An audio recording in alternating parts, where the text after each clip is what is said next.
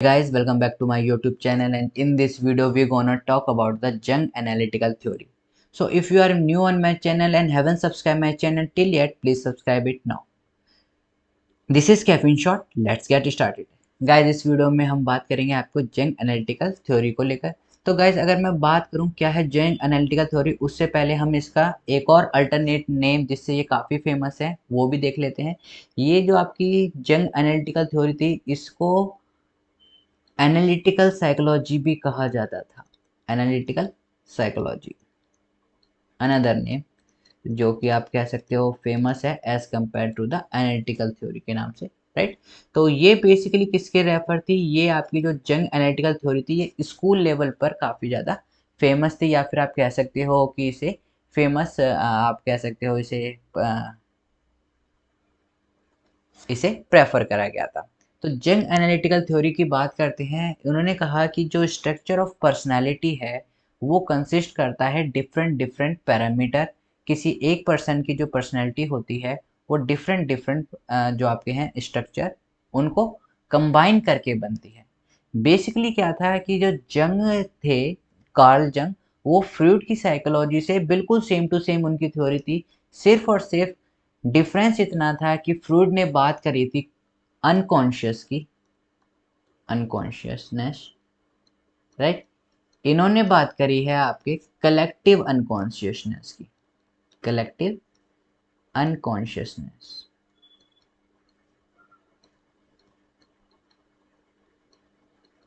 इन्होंने बात करी है कलेक्टिव अनकॉन्शियसनेस की, जबकि फ्रूड ने बात करी थी सिर्फ और सिर्फ अनकॉन्शियसनेस की। बाकी इतने ज़्यादा डिफर नहीं है। आइए देखते हैं क्या है जंग एनालिटिकल थ्योरी और उसके बारे में सारी बात करते हैं। तो जैसे कि मैंने बताया कि उन्होंने कहा कि जो स्ट्रक्चर ऑफ पर्सनैलिटी है डिफरेंट डिफरेंट पैरामीटर से कंबाइन होके बनती है। वो पैरामीटर कौन कौन से हैं, आइए देखते हैं।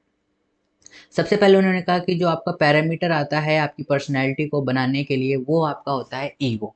ईगो क्या होता है आपका? As you already know, ego आपका कॉन्शियस माइंड होता है। कॉन्शियस माइंड वो सारी चीज़ें या परसेप्शन, मेमोरी, थॉट्स, या फिर आप कह सकते हैं आपकी फीलिंग, जो सब कंबाइन होती हैं वो किस में होती है? आपकी कॉन्शियस माइंड में होती है। या फिर आप कह सकते हैं कि जो ईगो होती है वो रिस्पॉन्सिबल होती है for one feeling of the identity and it's continuity. जो पर्सन है उसकी जो आइडेंटिटी और उसकी कंटिन्यूटी होती है जो उस फीलिंग के दौरान, वो क्या होती है? आपकी ईगो के अंदर कंसिस्ट करती है, राइट। सारी चीज़ें, या फिर आप कह सकते हो आपका कॉन्शियस माइंड। आपको ये भी पता है कि ईगो किस पे बेस होती है? ईगो आपकी रियलिटी बेस पर रहती है, that is centre of the personality, right, according to the Freud, right, not by the Carl Jung. Now second parameter पे आते हैं। सेकंड पैरामीटर उन्होंने कहा पर्सनल अनकॉन्शियसनेस। ये पर्सनल अनकॉन्शियस क्या होता है, देखते हैं। Experience that were conscious at one time but have been repress. वो एक्सपीरियंस जो कि कॉन्शियस तो हैं किसी एक टाइम पर, लेकिन थोड़े टाइम बाद क्या हो गए? वो रिप्रेस कर दिए गए हैं या फिर दब गए हैं, पार्शली या फिर कंडीशनली। जैसे मैं इसमें बात करूं, सपोज करिए आपने 10 दिन पहले एक टॉपिक पढ़ा, राइट। नाउ आज आपका एग्ज़ाम है और आप एग्ज़ाम में रिकॉल कर रहे हैं कि भाई ये टॉपिक तो मैंने पढ़ रखा है। That is your personal unconsciousness. वो एक्सपीरियंस आपको रिकॉल होगा कि हाँ, इसका ये आंसर है, राइट। तो ये क्या हो गया? ये आपका पर्सनल अनकॉन्शियस हो गया कि हाँ, इस चीज़ को मैंने 10 दिन पहले या 1 महीने पहले कहीं पढ़ा था और ये इससे रिलेटेड है। That is your personal unconsciousness. Next parameter की ओर देखते हैं, दैट इज़ कम्प्लेक्सिस। नाउ कम्प्लेक्सिस को गाइस समझने से पहले आपने अगर देखा होगा, हमारी जो लेमन टर्म है उसमें हम बहुत कहते हैं कि जैसे कोई बच्चा बॉर्न होता है तो हम कहते हैं अरे ये तो अपनी मदर पे गया है, ये अपने फादर पे गया है, राइट। तो जब हम कहते हैं ये मदर पे गया हुआ होता है तो उसका रियल मीनिंग क्या होता है कि जब हम कहते हैं ये अपनी मदर या फिर ये अपने फादर पे गया है, दैट मीन जो उसकी पर्सनैलिटी है वो डोमिनेट कर रही है उसकी मदर या फिर फादर से। सपोज करिए हमने कहा है कि ये बच्चा अपने फादर पे गया है, दैट मीन जो उसकी पर्सनैलिटी है वो अपने फादर से काफ़ी ज़्यादा डोमिनेंट है। इन द सेंस, अगर जैसे उसके फादर बहुत ही ज़्यादा स्मार्ट हैं या फिर एंग्री हैं, तो बच्चे की पर्सनैलिटी में आपको स्मार्टनेस, या फिर जैसे आप बच्चा थोड़ा सा ही बड़ा हो जाता है आपको दिखता है कि हाँ, बच्चे के अंदर एंग्री आ रहा है। या फिर हम कह रहे हैं बच्चा मदर पे गया है तो आप देख रहे हो बच्चा इंटेलिजेंट काफ़ी है। दैट मीन जब हम कहते हैं कि ये बच्चा अपनी मदर पे गया है या फिर फादर पे गया है, तब हम वहाँ पर कम्प्लेक्स की बात करते हैं कि जो बच्चे की जो पर्सनैलिटी है वो मेनली किसके थ्रू आ रही है, या तो मदर के थ्रू आ रही है या फिर फादर के थ्रू आ रही है। तो वो क्या कहलाता है, आपके कम्प्लेक्सेस। कम्प्लेक्सेस क्या होते हैं, organise group of feeling, thought, emotional, perception, सारी चीज़ें जो होती हैं ये आपकी किस में कहलाती हैं, आपके कॉम्प्लेक्स में आती हैं। जैसे हम इसको एक और नाम, जैसे मैंने अभी एग्जांपल दिया मदर कॉम्प्लेक्स, दैट मीन जो उसकी पर्सनैलिटी है वो डोमिनेंट हो रही है किसके through, by his mother, right. Next and important term इन्होंने यूज करी थी, collective consciousness, right. Now collective consciousness क्या होती है, जैसे फ्रूड ने कहा था अनकॉन्शियसनेस, इन्होंने कहा कलेक्टिव अनकॉन्शियसनेस। सबसे मोस्ट पावरफुल होती है ये पर्सनैलिटी के अंदर इन्फ्लुएंसिंग सिस्टम, दैट मीन ये पूरी आपकी पर्सनैलिटी को क्या करती है, इन्फ्लुएंस करती है कि एक पर्सन की पर्सनैलिटी किस हिसाब से बिहेव कर रही है, राइट। नाउ और उन्होंने क्या कहा इसके बारे में, उन्होंने कहा कि ये क्या होती है, ये made up of latent memory traces, ये इंपॉर्टेंट है, made up of latent memory traces from the past. उन्होंने कहा कि जो पर्सन की कलेक्टिव कॉन्शियसनेस है वो latent memory from the past से होती है, दैट मीन जो हमारे अनसेक्टर रहे हैं, राइट। अनसेक्टर के भी अनसेक्टर एंड उनके भी अनसेक्टर, तो ये क्या है कि जिसके भी अनसेक्टर से अनसेक्टर अनसेक्टर रहे हैं, ये उनको एक कंबाइन फॉर्म रहा है। अगर हम एग्जांपल लेके बात करें कि जैसे पहले के हम मानते हैं कि जो ह्यूमन डेवलपमेंट है उसमें पहले एप्स थे वो झुक के चलते थे, फिर उन्होंने थोड़ा स्टैंड होना पड़ा, फिर पूरे स्टैंड हो गए, फिर वो ह्यूमन में डेवलप हो गए, राइट। तो ये क्या है, ये पूरा एक कलेक्टिव कॉन्शियसनेस आप कह सकते हैं कि वहां से वो चीज डेवलप्ड होती आ रही है, राइट। लेटेंट मेमोरी ट्रेसेस आ रहे हैं कहाँ से, आपके पास्ट से, जो कि आपको अनसेक्टर से मिलते चले आ रहे हैं। जैसे कि अगर मैं कहूँ कि जैसे किसी के फादर की हाइट काफ़ी अच्छी है, फिर आप देख रहे हो कि उनके भी फादर की हाइट अच्छी थी और उनके भी फादर की हाइट अच्छी थी, तो ये क्या है, ये आपका कलेक्टिव अनकॉन्शियसनेस में ये हेरिडिटी एक पार्ट आ गया पर्टिकुलर, है ना, कि वो उनकी हेरिडिटी में थे, वो उनके हेरिडिटी से आए, उनके से जीन ट्रांसफर हुए। तो ये जो आप पास्ट की जो मेमोरी होती है, या फिर आप कह सकते हो जो पास्ट से आपको मिलती चीज़ें आ रही हैं, वो आपकी कलेक्टिव अनकॉन्शियसनेस में होती है। जैसे कि अगर मैं बात करूं कि कोई भी चीज़ को हम कहते हैं कि हीरो, राइट। हीरो अगर हम सुनते हैं तो हमारे दिमाग में आ जाता है कोई भी सेवियर, गॉड, राइट। तो इस तरह से ये आपका क्या हो गया, कलेक्टिव अनकॉन्शियसनेस, हमें किसी ने बताया नहीं है, लेकिन ये हम अपने फादर से ही पूछेंगे, उनके फादर से ही पूछेंगे, तो वो यही चीज़ बताएंगे, हीरो दैट मीन जो कि किसी को सेव कर ले, या फिर वो उसकी तरह एक तरह से गॉड की तरह रिएक्ट करे, that is your collective unconsciousness. Universal in nature, ऐसा नहीं है कि सिर्फ एक ही की एनसेक्टर थे, जैसे मैंने आपको बताया कलेक्टिव पास्ट, हर किसी का पास्ट रहता है एनसेक्टर, हमारे भी एनसेक्टर हैं, किसी और कास्ट किसी और रिलीजन में उन सबके भी एनसेक्टर रहेंगे, राइट।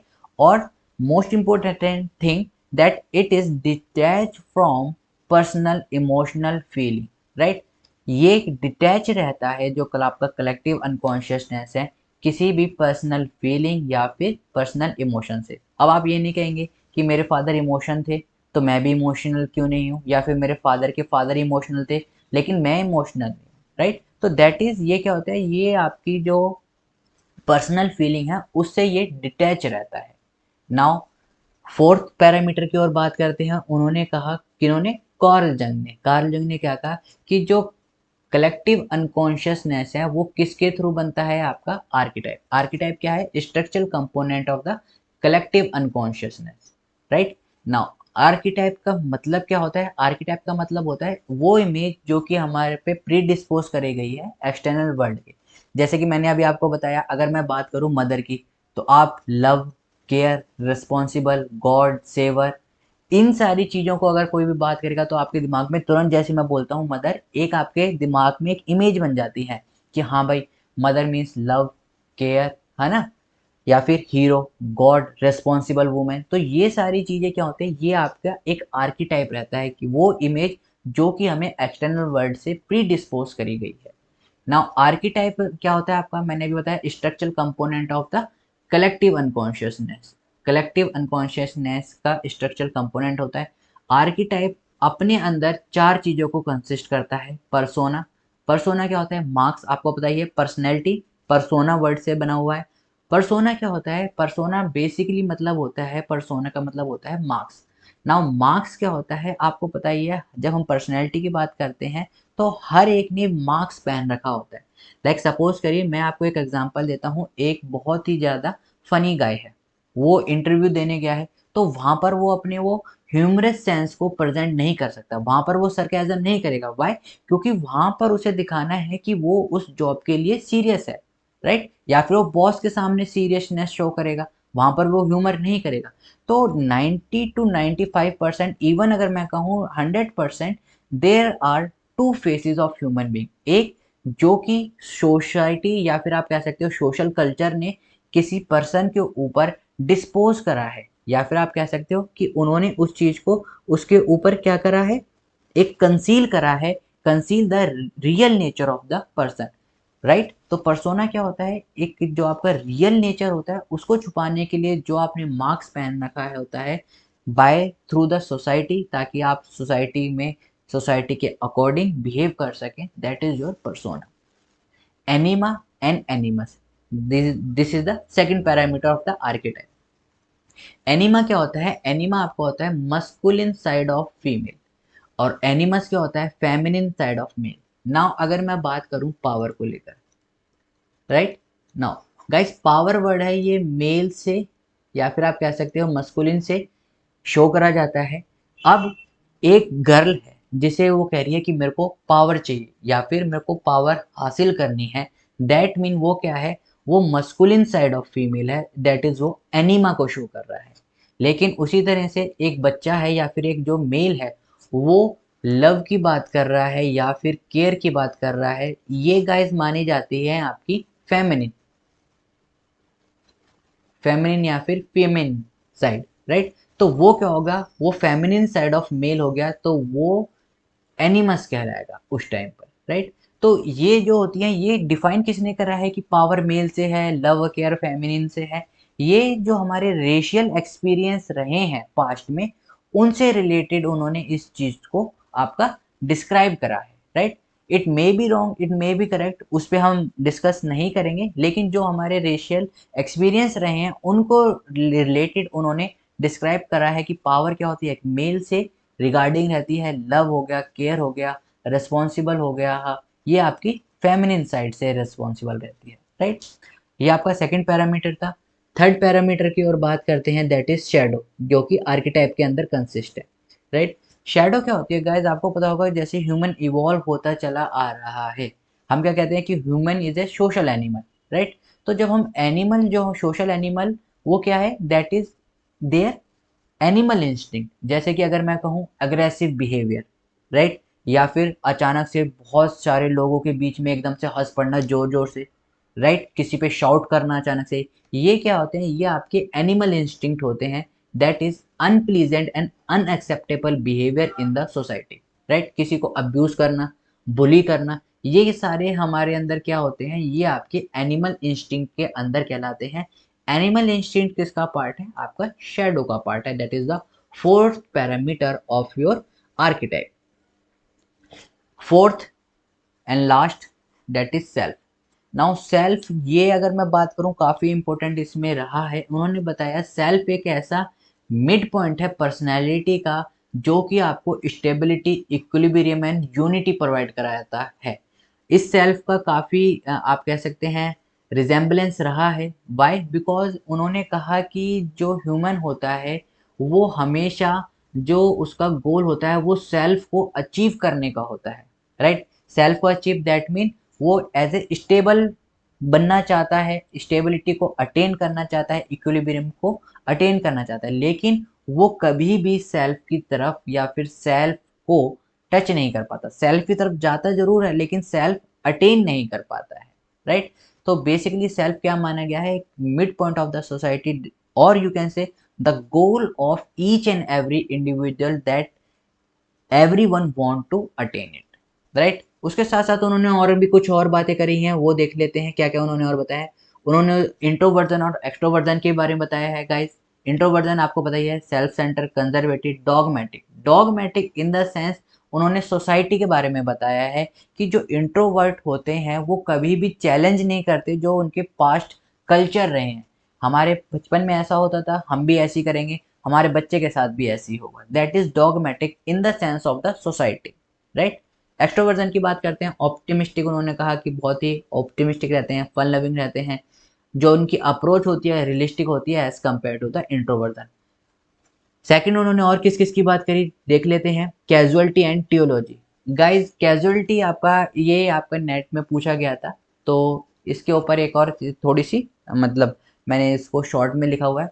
कैजुअलिटी क्या होती है? कैजुअलिटी होती है आपकी present event are the effect of the past. Suppose करिए अगर कोई बंदा कहता है कि यार जो मेरा आज प्रेजेंट है वो मेरे पास्ट की वजह से है, दैट मीन्स वो क्या है, कॉजलिटी बता रहा है। लेकिन ट्यूलॉजी जो थी, उन्होंने क्या कहा कि मैं जो मेरा गोल है, मैं ये है मेरा प्रेजेंट, राइट। मेरा जो गोल है ये दैट इज फ्यूचर, मेरा ये गोल है। मेरा गोल आज को डिसाइड करेगा। अगर मेरे को आईएएस बनना है, मेरा गोल है आईएएस बनना, तो मैं उसकी तरफ जाऊंगा, राइट। दैट इज मैं आज से पढ़ाई करूंगा। तो जो मेरा प्रेजेंट है वो मेरा किससे, फ्यूचर से डिसाइड होगा। जो मेरा प्रेजेंट है वो मेरे फ्यूचर या फिर मेरे गोल से डिसाइड होगा। मीनवाइल जब हम कैजुअलिटी की बात करते हैं तो उन्होंने कहा कि जो मेरा प्रेजेंट है वो मेरे पास्ट की वजह से डिफाइन हुआ है।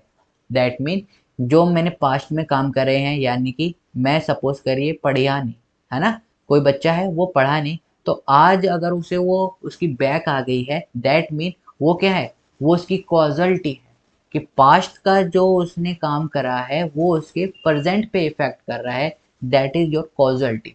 लेकिन अगर हम बात करें कि आपका जो फ्यूचर है वो आपके प्रेजेंट को इफेक्ट कर रहा है, दैट इज योर टियोलॉजी।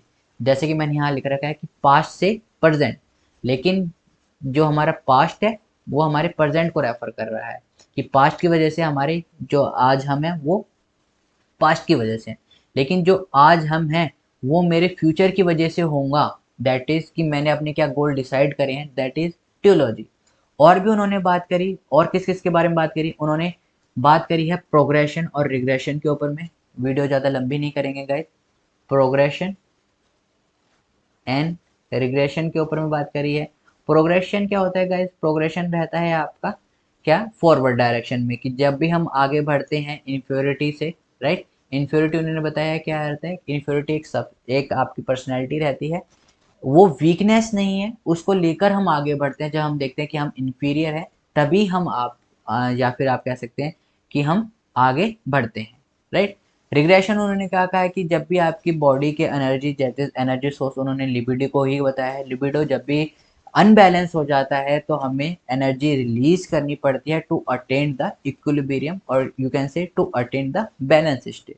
साथ ही साथ उन्होंने क्या बताया है, डेवलपमेंट ऑफ पर्सनैलिटी के बारे में भी उन्होंने छोटी छोटी बात कही है। डेवलपमेंट ऑफ पर्सनैलिटी में उन्होंने क्या बताया है कि हम हमेशा एक स्टेज से दूसरी स्टेज की तरफ हमेशा डेवलप करते हैं, राइट। जैसे कि मैंने आपको बताया कि पहले हम एप्स थे, है ना, एप्स थे, उससे अब हम ह्यूमन हो गए हैं, राइट ना। ह्यूमन में हमेशा, मैंने क्या कहा, ह्यूमन भी हमेशा ग्रोथ करता रहता है, बेटर ह्यूमन बनेगा, फिर उससे दोबारा और बेस्ट बनेगा, राइट।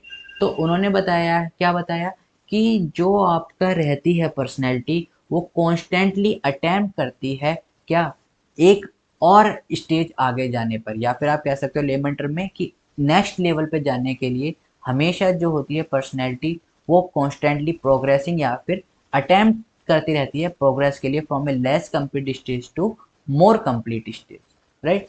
तो इन पैरामीटर्स पे जंग का, कॉल जंग ने बात करी है।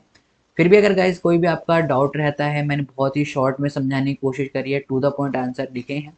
फिर भी अगर आपका कोई डाउट रह जाता है तो आप हमें कमेंट सेक्शन में कमेंट कर सकते हैं।